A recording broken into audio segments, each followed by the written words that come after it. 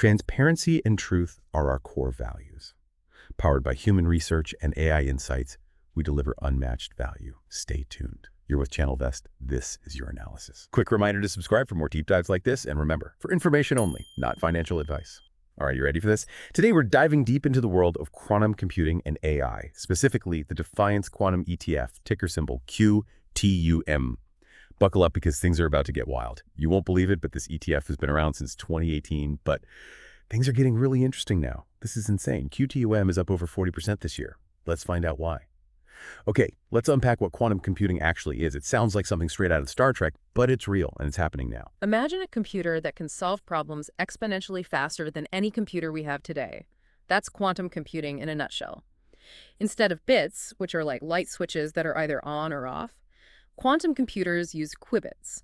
Qubits are more like dimmer switches, able to exist in a state of both on and off simultaneously. It's this in-between state, called superposition, that gives quantum computers their incredible power. They can explore tons of possibilities at the same time, making them perfect for tackling complex problems that would take classical computers forever. Okay, so we're talking about solving problems way faster. Think drug discovery, financial modeling, even climate change modeling, all happening at warp speed. This could change everything. And QTUM isn't just betting on quantum computing, is it? It's also got this whole AI and machine learning angle, too. That's right. And AI and machine learning are already changing industries as we speak. They're behind everything from personalized recommendations to self-driving cars. Now imagine what happens when you combine those technologies with the power of quantum computing. That's the potential QTUM is tapping into. You're with Channelvest. This is your analysis. So QTUM is like a two-for-one deal. You're getting the current AI boom, AD, the future potential of quantum computing down the road.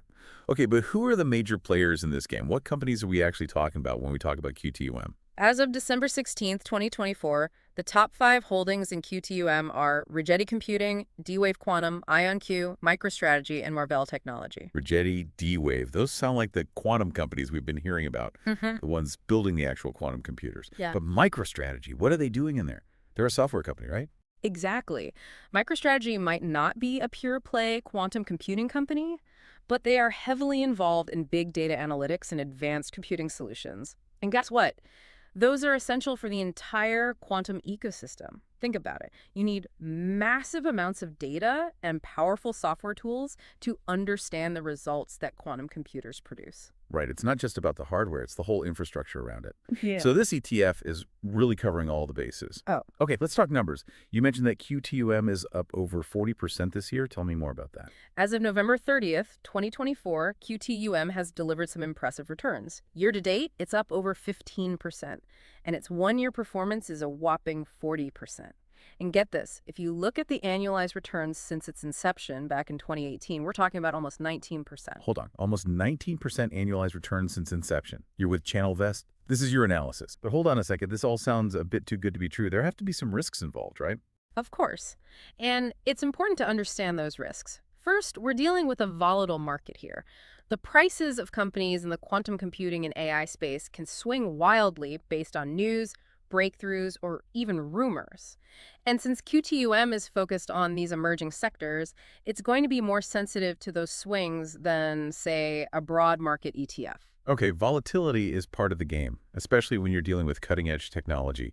What else should we be aware of? We also need to acknowledge that quantum computing is still in its early stages. The technology is incredibly promising, but it's not a sure thing. There are still significant technical hurdles to overcome, and there's no guarantee that every company in this space is going to succeed. So there's a level of speculation involved, which always comes with risk. Exactly. And then there's the competition. We're not just talking about startups here. Some of the biggest tech giants in the world, like Google, IBM, and Microsoft, are pouring billions into quantum research. They have vast resources and could potentially dominate the market in the future. All right, those are some serious heavy hitters to go up against. Anything else? One more thing, concentration risk. Even though QTUM holds around 73 companies, it's still very focused on a specific niche within the tech sector, so it won't offer the same level of diversification as, say, an S&P 500 ETF, which covers a wider range of industries. All right, so we've got volatility, the speculative nature of the technology, competition from the big players, and concentration risk. This is where it gets really interesting. We're still in the early stages here, folks. And it's a high-risk, high-reward scenario. The potential payoff could be huge, but it's not a guaranteed win. Stick around. You won't believe what's coming next. Don't forget to hit that subscribe button and leave a comment below. So knowing these risks, what makes you optimistic about the future of quantum computing? That's a great question. What excites me is that we're already seeing real progress, not just hype. I was reading about Google's new quantum computing chip called Willow. Apparently, it can perform calculations in minutes that would take a supercomputer years to complete. That's incredible. You're with Channelvest. This is your analysis. It's a huge step forward, and Google isn't the only one making waves. We're seeing a lot of industry partnerships and collaborations happening right now. For example, D-Wave is working with companies in the automotive and healthcare industries to develop quantum solutions tailored to their needs. And IonQ has partnered with leading cloud providers to make quantum computing resources more accessible. So it's not just theoretical anymore. Companies are actually starting to use this technology to solve real-world problems. That's a game changer. But let's be real, there are still some serious challenges ahead, right? Of course. One of the biggest hurdles is something called decoherence. It's a fancy way of saying that qubits are extremely sensitive to their environment and can easily lose their quantum state, which disrupts the computation. So it's like they're easily distracted. You could say that, and then there's the issue of error correction. Because qubits are so delicate, quantum computers are prone to errors. To combat this, you need a lot of physical qubits working together to create one stable, logical qubit. It's a complex engineering challenge. So we're not quite at the point where we can just buy a quantum computer at Best Buy and have it solve all our problems. Not yet. But we're getting closer. And the progress is happening much faster than many people expected. Okay, let's say I'm convinced and want to invest in QTUM. How much of my portfolio should I allocate to it? Remember, I can't give financial advice. The amount you invest in any asset, especially one as innovative and potentially volatile as a quantum computing ETF, should depend on your individual circumstances, risk tolerance, and investment goals. It's crucial to do your own research and maybe even consult with a financial advisor to determine what's right for you. Let's imagine a few hypothetical scenarios. First, we have a young professional in their early 30s. They're tech-savvy, have a high-risk tolerance, and are willing to ride out some volatility in pursuit of big gains. Sounds like someone who's not afraid to take a chance on the next big thing. What would you recommend for them? Someone with that profile might consider allocating a larger chunk of their portfolio, maybe 10%, to QTUM. They have time on their side to recover from any potential losses, and they might be willing to bet big on the future of quantum computing. Makes sense. High risk, high reward. Now, let's imagine a retiree who's looking for growth but also needs to preserve their capital. For someone in that situation, a much smaller allocation would be more appropriate, maybe 2% or 3% of their portfolio. That way, they get some exposure to the growth potential of quantum and AI without putting their retirement savings at too much risk. Right. You've got to balance those growth aspirations with the need for stability. What about someone in between those two extremes?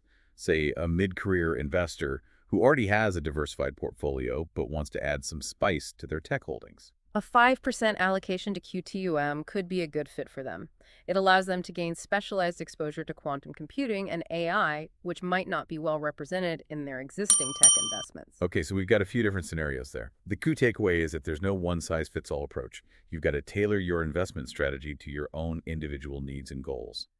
Now back to QTUM's holdings. We talked about the top 5. But what about the rest of the ETF? What kinds of companies are in there? Well, as you might expect, the ETF includes a lot of semiconductor companies. After all, quantum computers rely on advanced chips. And companies like Marvell, AMD, and NVIDIA are leading the charge in that industry. Makes sense. Chips are the building blocks of all this amazing technology. What else? You also find companies that specialize in AI and machine learning software. Think Splunk, C3.ai, and others developing the algorithms and platforms that are driving the AI revolution. Right, those are the companies that are making AI happen right now in our everyday lives. I bet there's some hardware companies in there too, besides the chip manufacturers. Absolutely. Companies like Micron and Intel are major players in memory and storage technologies, essential for handling the massive amounts of data generated by quantum computers and AI systems. And then you've got companies like MicroStrategy and Palantir that focus on big data and analytics. It's like a whole ecosystem of companies working together to make this quantum future a reality. And QTUM gives you a piece of all of it. That's pretty cool. You know, it really is a fascinating field. And it's not just about the future. QTUM also gives you exposure to companies that are already generating revenue from AI and machine learning technologies today. Exactly. It's kind of like a bridge between the present and the future. You get the stability of established tech companies combined with the growth potential of quantum computing. Okay, let's talk about the big picture. What does the future hold for quantum computing? What are your thoughts? That's the question everyone's asking. And while I don't have a crystal ball, I can tell you this. Experts believe that practical commercial quantum systems could be just 5 to 10 years away. Wow, that's sooner than I thought. So we're not talking about some distant science fiction fantasy. This is happening. You're with Channelvest. This is your analysis. Remember, for information only, not financial advice. Exactly. And as these systems become more powerful and reliable, we can expect to see them being used in all sorts of industries. Okay, so imagine this. It's the year 2030. Drug companies are using quantum computers to design life-saving medications in a fraction of the time it takes today. Financial institutions are using them to create super accurate risk models that prevent market crashes. And climate scientists are using them to develop solutions to the climate crisis. This is the future that QTUM is betting on, and it's a future that's closer than we think. But we've got more ground to cover. Stick around for part 3, where we'll uncover more about QTUM. Don't forget to subscribe and tell us what you think in the comments. We'll be back soon.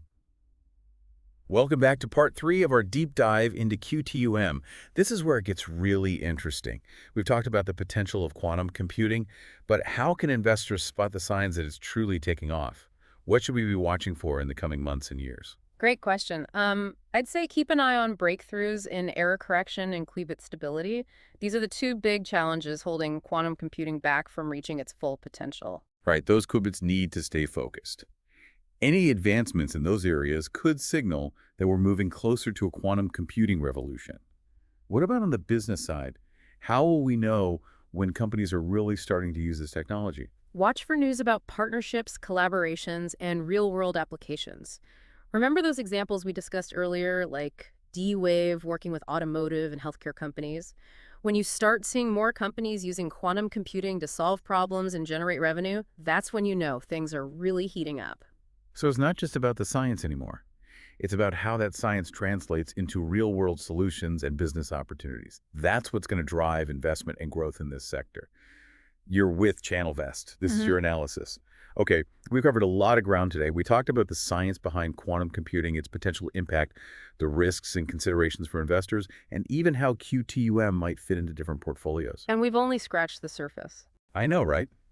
It's amazing how much there is to learn about this field, but that's also what makes it so exciting. We're talking about a technology that has the potential to change the world as we know it.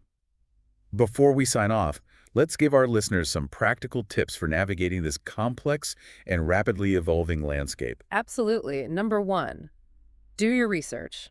Don't jump into any investment without understanding the underlying companies, the technologies they're developing, and the risks involved. Excellent advice. Knowledge is power, especially when it comes to investing. What else? Stay informed. Keep up with the latest news and developments in quantum computing. Follow industry publications, attend webinars, and connect with experts. The more you know, the better equipped you'll be to make informed decisions. Right. This isn't a set it and forget it kind of investment. You've got to stay engaged and keep learning. Exactly. And remember, diversification is key. Even if you're bullish on quantum computing, spread your investments across different asset classes and sectors. Solid advice. Protect yourself from those market swings. Any final words of wisdom? Don't be afraid to ask questions. Quantum computing might seem intimidating at first, but plenty of resources are available to help you understand it. You're with Channelvest. The Hissus is your analysis. That's a wrap for today's deep dive into the Defiance Quantum ETF, QTUM. We hope you found this episode informative and exciting. If you're as excited about the future of quantum computing as we are, hit that subscribe button and leave us a comment below. Let us know what you think about QTUM and the potential of this game-changing technology. Thanks for tuning in, and we'll catch you on the next episode of The Deep Dive.